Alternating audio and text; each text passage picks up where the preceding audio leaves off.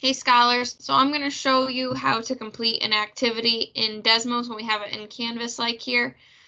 So one thing you're going to do if you haven't made an account yet, which a bunch of you should have by now, you're going to select create an account, sign up with your full first and last name, your email that you use for Syracuse, so like that, your name with the numbers at scsd.us, and then the password you also use to log on to like Clever and that, and then hit create account.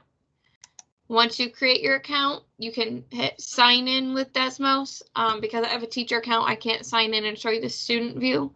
So I'm going to hit continue without signing in.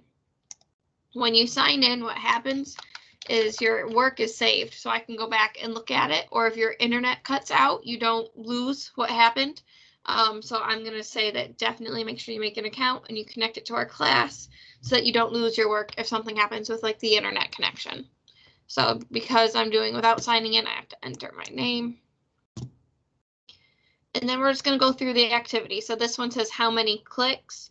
So it says how many times do you think you'll be able to click a button in 10 seconds? So like clicking with your mouse or on a laptop, how many times do I think I can click it in 10 seconds? I think I'm a pretty fast clicker. Let's say 15. And then you hit share with the class. So you can see what other people have said.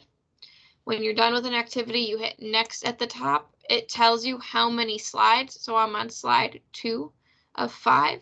You have the name of the activity here, and there's a menu here to sign in if you haven't yet signed in and you want to make sure you can revisit your work later. So like I said, if something happens and you stop in the middle, you need to be able to sign in so that you can come back to where you left off. So if I click this button as many times as I can in 5 seconds, so I'm going to click it. And then it's going to stop automatically. So I got 27 clicks in 5 seconds.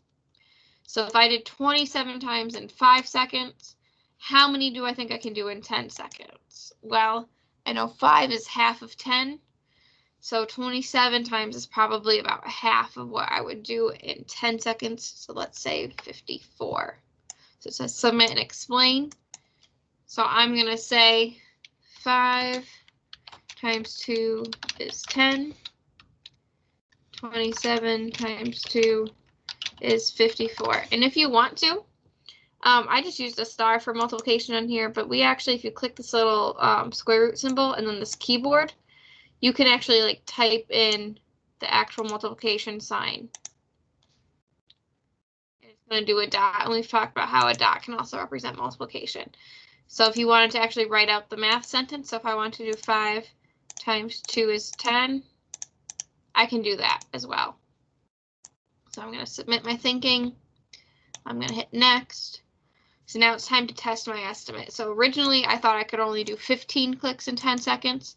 Then I changed it to 54 clicks in 10 seconds. So now we're going to actually have a timer for 10 seconds and see how much I can click.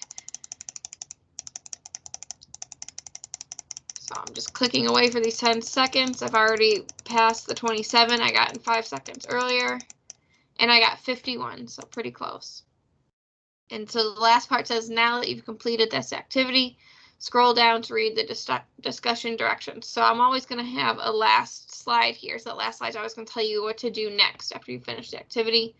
And for us, we have a discussion, and we learned how to post on discussions. So you're going to just read the directions, post your reply, and then reply to a classmate's post.